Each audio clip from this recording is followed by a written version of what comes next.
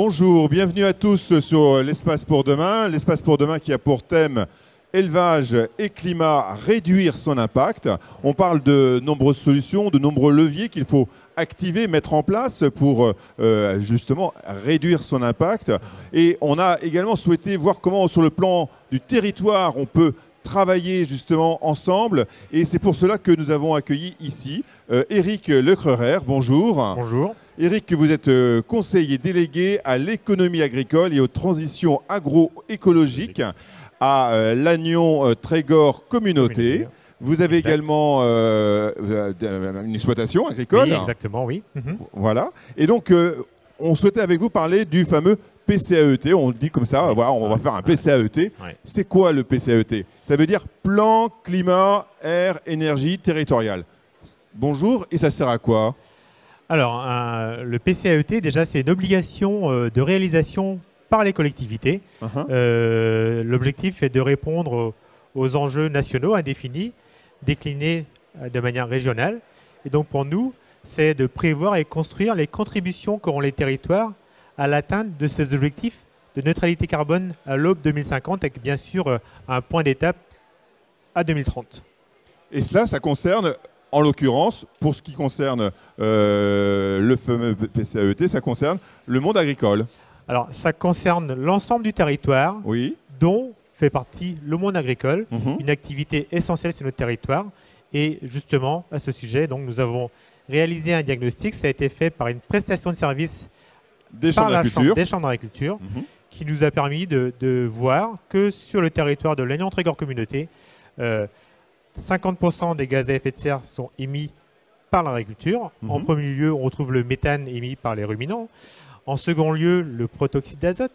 Et enfin, le gaz carbonique. Il y a aussi, dans cette notion de qualité de l'air, les particules fines qui proviennent pour un tiers de l'agriculture, l'ammoniac, quasi exclusivement d'origine agricole. Voilà, pour ce qui est du diagnostic. Donc, ce diagnostic, vous l'avez réalisé, donc, comme vous l'avez expliqué, avec la Chambre d'agriculture. Et l'objectif, c'est de faire en sorte que l'ensemble des parties prenantes, c'est-à-dire la collectivité, mais également l'ensemble des éleveurs sur Lannion-Trégor, en l'occurrence, il y a environ 1 millier d'exploitations. 1000 exploitations. Voilà, 1000 exploitations qui sont concernées et qui vont participer ensemble à ce plan. Voilà, bien sûr. Alors là, on a décrit par le diagnostic le problème, on l'a identifié. Voilà. Maintenant, quelles sont les solutions? Et là, l'agriculture est plutôt une chance pour le territoire parce qu'elle a un rôle majeur à jouer, puisque bien sûr, on a identifié pour nos éleveurs, pour nos cultivateurs, des leviers techniques, technologiques pour réduire les gaz à effet de serre. On a aussi des leviers forts que peut développer l'agriculture pour produire des énergies renouvelables. On pense immédiatement au photovoltaïsme sur les bâtiments, l'agrivoltaïsme, on pense au biogaz, on pense au potentiel de production par les biomasses. Il y a le bois énergie qui est important, tant sur le plan collectif que sur le plan individuel, etc. Donc là, un potentiel de production important d'énergie renouvelable qui permettrait par exemple d'obtenir l'autonomie énergétique des exploitations agricoles. Il y a aussi... À quel horizon? Parce que là, ce n'est pas pour demain, c'est pas pour demain matin. Bien sûr, évidemment. Il y a différents points d'étape d'ailleurs. Oui. Alors, dès 2030, il est possible d'obtenir sur chaque exploitation, enfin de manière globale, cette autonomie-là. Un grand rôle que pourra jouer l'agriculture, et quasiment seulement l'agriculture, est le stockage du carbone. Parce que l'on parle d'émissions de gaz à effet de serre, mais ce qui compte, c'est le bilan net, le bilan entre les émissions et le stockage. Et l'agriculture, justement, par une adaptation des pratiques de culture, l'agroécologie peut stocker du carbone dans les sols, et aussi par le biais du bocage. Ça fait l'objet de l'étude INRA et CAP pour 1000. Voilà. Et donc, en fait, source de solution, l'agriculture. L'agriculture a des problématiques, elles vont être résolues par ces solutions que vous allez apporter, à travers des scénarios qui ont été définis et établis. De quelle façon, ensuite, vous impliquez l'ensemble des éleveurs? Il y a une forme d'obligation, mais en même temps, il y a aussi de la participation. L'objectif, c'est de le faire ensemble. Oui. Alors, c'est toute la difficulté de l'exercice. Et les scénarios, il faut aussi, quand on les bâtit, prendre en compte de l'ensemble des enjeux qui sont en parallèle. D'ailleurs, le PCAET, ce plan climat, nous l'élaborons en parallèle du plan local d'urbanisme intercommunautaire, en parallèle du plan mobilité et aussi du PAT, Plan Alimentaire Territorial, parce qu'il s'agit de résoudre les enjeux climatiques, les enjeux évidemment grandissants de souveraineté alimentaire, le sujet de l'économie, sujet prépondérant, et aussi l'ensemble des sujets environnementaux et paysagers. Donc vous comprenez, on ne peut pas se focaliser uniquement sur des leviers qui visent uniquement l'enjeu climatique, mais il faut qu'il y ait une cohérence de résultats sur ces enjeux. Et là, on peut décliner des solutions qui pourraient être mises en œuvre au niveau local, en phase avec les solutions préconisées au niveau régional, national, en phase aussi avec nos compétences, les possibilités d'action de l'agglomération, d'action financière, d'action politique.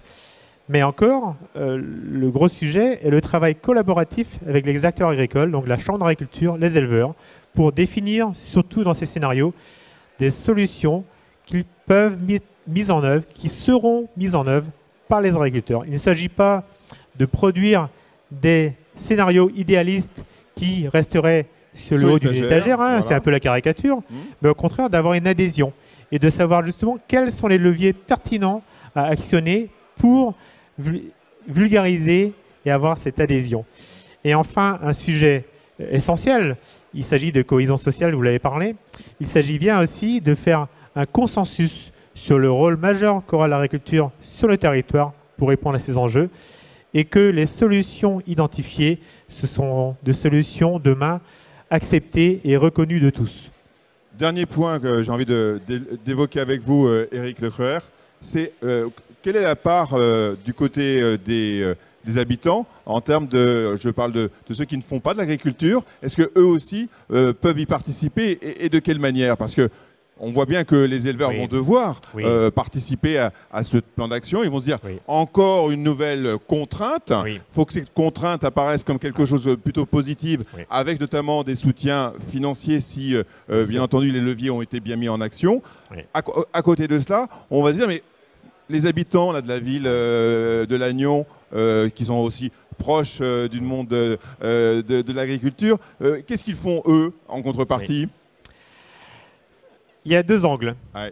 Je pense que déjà, ce que demande le monde agricole, c'est de comprendre son rôle majeur demain, son rôle dans l'intérêt des territoires et des citoyens. Déjà une certaine reconnaissance des rôles que jouera l'agriculture, de manière à que l'on comprenne justement cette nécessité d'action agricole par rapport aux différents enjeux climatiques, alimentaires, économiques, tout cela. Ensuite, la protection du climat, c'est l'action collective, c'est l'action de tout à chacun. Évidemment, on en parle dès cet hiver, ça sera réduire les consommations d'énergie. La meilleure énergie, c'est celle que l'on ne consomme pas, évidemment.